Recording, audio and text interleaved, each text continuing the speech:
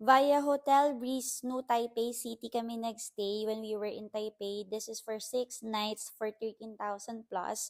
And sobrang sulit na ng binayad namin. Walking distance lang din siya sa MRT station. 5 minutes walk lang, I believe. And then ito yung room. Good for 4 siya, pero tatlo lang kami na gumamit ng room. Merong pang-massage na pwede mong gamitin kung pagod kayo or gusto nyo lang mag-relax. Ayun, may salamin din siya.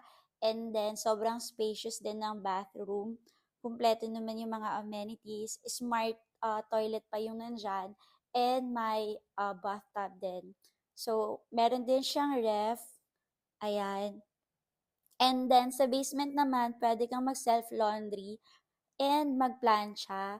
Free of charge siya, pero yun nga, lalaban mo yung sarili mong damit, pero okay na din.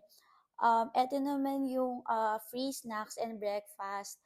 Hindi siya yung typical na buffet breakfast, pero um, almost morning, afternoon, evening, meron siya available. May time lang na close sila, siguro mga twice a day.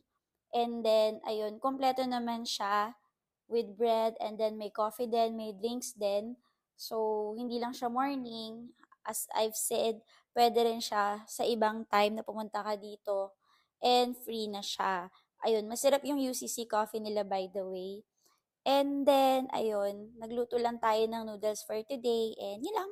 So, yummy!